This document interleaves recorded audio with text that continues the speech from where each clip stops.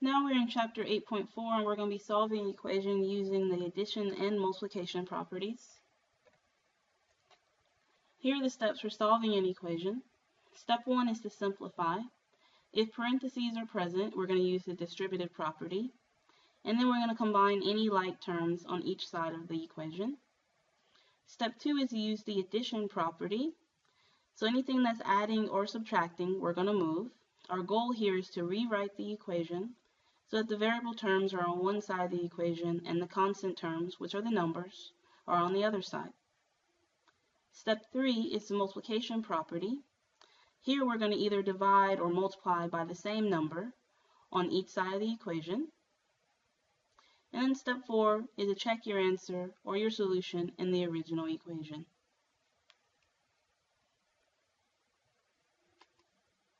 So let's work the following problems. We're going to be in our books on page 591, and we're going to start number 1, and it says solve each equation.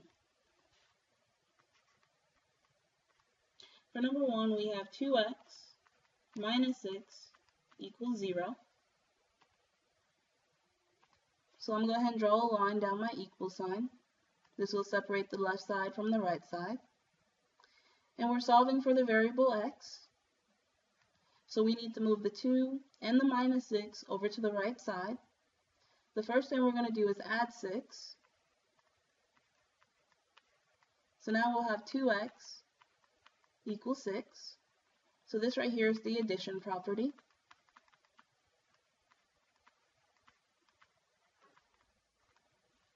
And then the next thing we're going to do to still isolate x is going to divide by 2 on both sides. And we'll end up with x equals 3. And this is the multiplication property. Now, of course, we can check our answer by taking the 3 and plugging it back in for x. And we'll have 2 times 3 minus 6 on the left side. There's a 0 on the right side, and we want to know, are these two things equal? Well, 2 times 6 is 6. 2 times 3 is 6. And then 6 minus 6 is 0. 0 equals 0, so x equals 3 is the correct solution. Now number 7. We have negative 2/5 x plus 19 equals negative 21. So again, we're going to solve for x. I'm going to draw a line down my equal sign. The first thing we're going to move is the plus 19. Since it's adding, we're going to subtract. And we'll get negative 2/5 x equals negative 40. Now we need to move the negative 2/5. It's a fraction, and it's multiplying by x, so we're going to multiply by the reciprocal, which is 5 over negative 2. The 5's will cancel out, and the negative 2's will cancel out. And we want to make sure we also do it on the right side. So we're going to have x equals, well, negative 40 times 5, that's negative 200. And then we want to divide by negative 2, which gives us 100. So x is 100. And of course, again, you can check it by plugging it back into the equation, and you should see if the left side equals the right side. For number 9, we have 1.7 equals 2y plus 9.5. This time we're solving for y, so again, let me draw the line down the equal sign. We're going to move the 9.5. To move it, we're going to subtract 9.5 on both sides. So on the left side, we're going to end up with negative 7.8. And on the right side, we still have our 2y. Now we need to move the 2. It's multiplying, so we're going to divide by 2. And we'll get negative 3.9 equals y. And of course, we can check it by plugging it back in. For number 11, we have 2n plus 8 equals 0. We're solving for n, so line down the equal sign. We're going to move the plus 8 first, and we're going to move it by subtracting 8. And we get 2n equals negative 8. And then we can divide both sides by 2. And we get n equals negative 4. For number 15, we have 10x plus 15 equals 6x plus 3. So line down the equal sign. Now we have variables on both sides of our equation. So the first thing we're going to do is get our variables together. It does not matter which variable you move. I'm going to move the 6x. In order to move it, we're going to subtract 6x on both sides. So 10x minus 6x is 4x. And then we have the plus 15, and that equals 3. So now we have an equation that looks like the other 4. So we're going to subtract 15 on both sides, because remember we're solving for x, so we're going to move everything on the left side to the right side. And we get 4x equals negative 12. And then we finish off by dividing both sides by 4. And we have x equals negative 3.